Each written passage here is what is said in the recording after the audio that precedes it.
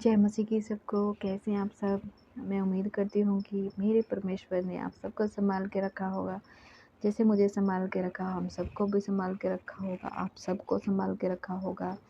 तो चलिए ब्रो, चलते हैं परमेश्वर के वचन की ओर। आज का परमेश्वर का वचन हम सबसे क्या कहना चाहता है? परमेश्वर आप सबको आज के वचन के द्वारा बहुत बहुत ब्लेस करे। परमेश्वर आप सबको आज के वचन के द्वारा बहुत बहुत ब्लेस करे, आशीषित करे। और चलिए चलते हैं वचन की सेवा में। आज का वचन हमसे क्या कहना चाहता है?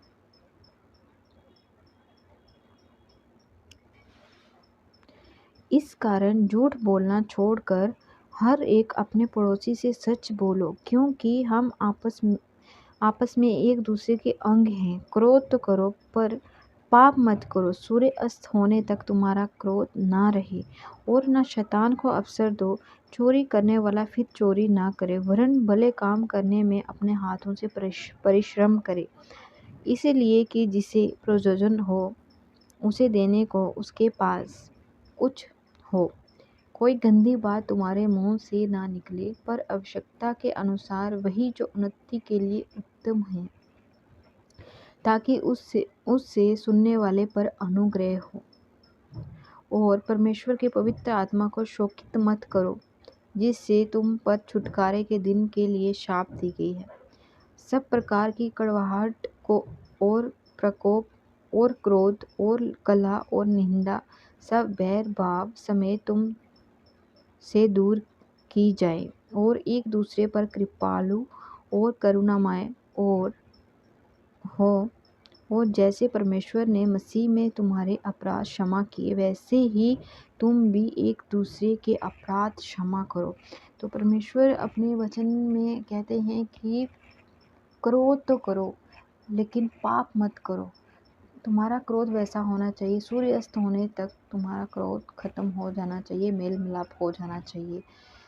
प्रभु ने अपने वचन में कहा कि जो कोई चोरी करता है फिर से चोरी ना करे, बल्कि अपने हाथों से परिश्रम करे, और अपने मुंह से जो हम गंदे बातें गंदे शब्द निकालते हैं वो ना हमारे मुंह से निकलें, बल्कि परमेश्वर की महिमा परमेश्वर की बड़ाई के लिए ही हमारे मुंह से अच्छी बातें निकलें, अच्छे शब्द निकलें, ताकि कोई दूसरे जो है वो हमें जाने कि परमेश्वर हमारे साथ है, परमेश्वर हमारे संग चलता है। तो हमारे फलों से ही, जो परमेश्वर के फल हैं हमारे अगर अंदर होंगे, तभी हमें दूसरे लोग जो नहीं जानते वो जाने कि हाँ ये मसीह है, ये परमेश्वर का बेटा है, बेटी है, तभी हम जानेंगे। अगर हम अपने मुंह से बुरा भला बोलेंगे, किसी को तुच्छ जाने मतलब क्रोध करेंगे, ईर्ष्या करेंगे,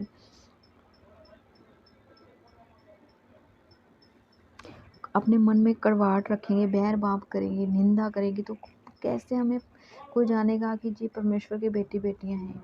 परमेश्वर ने अपने वचन में कहा कि परमेश्वर की आत्मा को शोकित मत करो।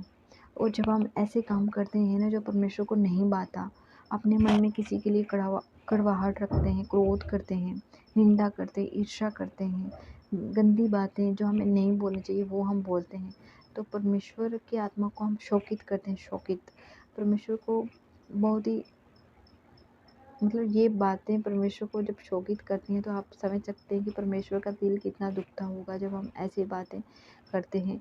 परमेश्वर ने अपने वचन में कहा कि जैसे मैंने तेरे अपराधों को क्षमा किया है, वैसे ही तू भी अपने अपराधियों को क्षमा कर।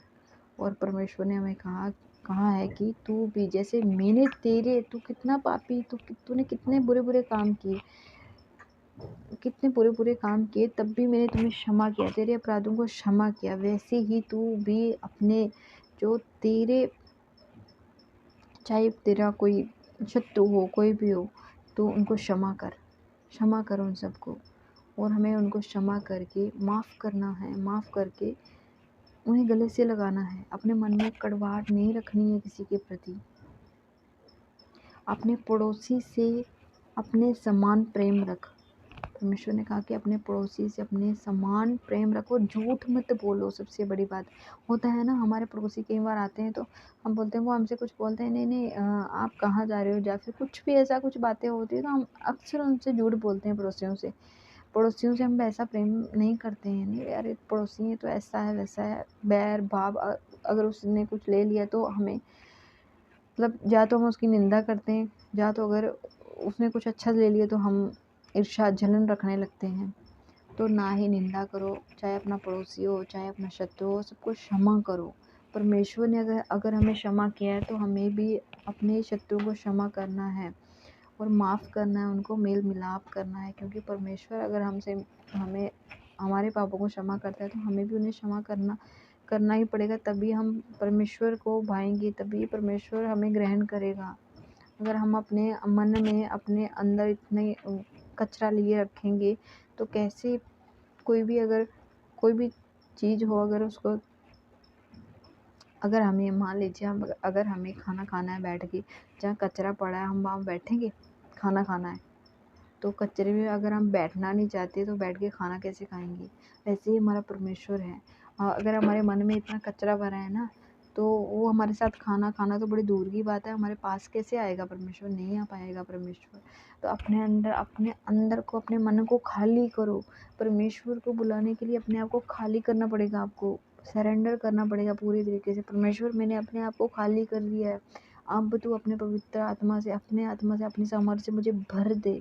तब परमेश्वर आपको भर देगा। जब आप इन सब बुराइयों को छोड़ोगे ना, अपने आप अंदर से ख़त्म करोगे, तौबा करोगे, पश्चाताप करोगे, तो परमेश्वर आपको क्षमा करेगा और आपके भीतर आएगा, क्योंकि आप परमेश्वर का मंदिर हो। तुम्हारा मन, हमारा मन जो है वो परमेश्वर का मंदिर है। गुनाह, गलतियाँ, पाप हर एक से होते हैं, लेकिन परमेश्वर आपके पास आके उसी समय क्षमा मांगो। परमेश्वर माफ़ करने वाला परमेश्वर है।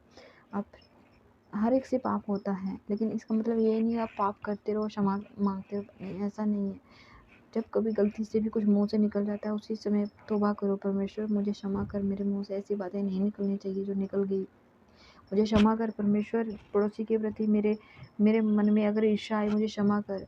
मैंने अपने पड़ोसी की, अपने रिश्तेदारों की निंदा की, प्रभु मुझे क्षमा कर। आज के बाद मैं ऐसा नहीं करूँगा परमेश्वर, नहीं करूँगी, और मुझे इन सब चीज़ों से निकाल परमेश्वर। जब आप बोलेंगे परमेश्वर मुझे इन सब चीज़ों से निकाल परमेश्वर, तो परमेश्वर यकीनन, विश्वास कीजिए, परमेश्वर आप सबको इन बुरी बातों से निकालेगा, और परमेश्वर खुद आपके मन में आके, आपके हृदय में आके वास करेगी। और जब परमेश्वर आपके मन में आएंगे, आपको अपनी सामर्थ से भर देंगे, और आपको जो आनंद मिलेगा ना वो अलग ही होगा। आप कहीं भी चले जाओ, आपको वो आनंद नहीं मिलने वाला है जो परमेश्वर आपके मन में रहेंगे, परमेश्वर आपके अंग संग रहेंगे। तो यही था परमेश्वर का आज का वचन। आज के वचन के द्वारा परमेश्वर आप सबको बहुत बहुत ब्लेस करे, आशीषित करे। कोई भी गुनाह, गलती, पाप होती है तो क्षमा मांगिए परमेश्वर से, माफ़ी मांगिए परमेश्वर से, और अपने आप को सरेंडर कर दो, परमेश्वर मुझे क्षमा कर दो, दूसरी बार मुझे ऐसे गुनाह ना होने पाए, अगली बार मैं अब इस पाप में, इस गुनाह में, निंदा, इस कड़वाहट में, किसी के प्रति नफरत, क्रोध, मोह, बेविचार में ना गिरने पाऊँ। मुझे हर एक चीज़ से बचा मेरे परमेश्वर, तू ही है मुझे हर एक चीज़ से निकालने वाला, और यकीनन परमेश्वर आप सबको निकालेगा। आप सच्चे दिल से जब परमेश्वर से आप मांगते हैं ना, परमेश्वर आपको देता है। विश्वास कीजिए, परमेश्वर आपको देंगे। तो यही था परमेश्वर का वचन। तो चलिए, आज के वचन के द्वारा परमेश्वर आप सबको बहुत बहुत ब्लेस करे, बहुत बहुत आशीषित करे। और चलिए चलते हैं प्रार्थना में। धन्यवाद मेरे महान पिता परमेश्वर, धन्यवाद मेरे सच्चे जीवते परमेश्वर। प्रभु, आज जो आपने अपने वचन के द्वारा मुझे बातें कही हैं परमेश्वर, जो आपने वचन के द्वारा कहा है परमेश्वर, मैं खुद और जितने मेरे भाई बहन हैं प्रभु, हर एक को क्षमा कर। और ये जो बुरी चीज़ें प्रभु, जो तू नहीं चाहता है कि हम में हों, बुरी बातें, हमारे मुंह से कुछ बुरा नहीं निकले, हमारे मन में ईर्ष्या, क्रोध, कड़वाहट, किसी के प्रति निंदा, इस तरह की जो प्रभु जिनसे तू नफरत करता है प्रभु, ये सब चीज़ें हमारे मन में ना आने पाएँ। और जब कभी आएँ भी प्रभु, तो उन चीज़ों को निकाल, तेरे प्रति हम बढ़े, इन चीज़ों से हम दूर हों प्रभु, दूर भागे परमेश्वर। हमारी मदद कर, सहायता कर इन चीज़ों से हमें निकलने के लिए परमेश्वर। दया वाला हाथ, कृपा वाला हाथ मेरे हर एक भाई बहन पर बनाए रखा, हर एक को ब्लेस कर, हर एक को आशीषित कर प्रभु।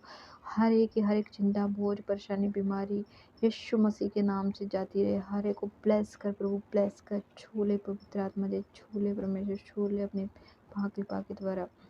इस दुआ को प्रभु तेरे पाक और पवित्र हाथों में सपुर्द करती हूँ, और इस दुआ को मांगती हूँ आपके पाक और पवित्र नाम से पिता। सो मेरी इस दुआ को सुनिए और कबूल कीजिए पिता। आमीन, आमीन।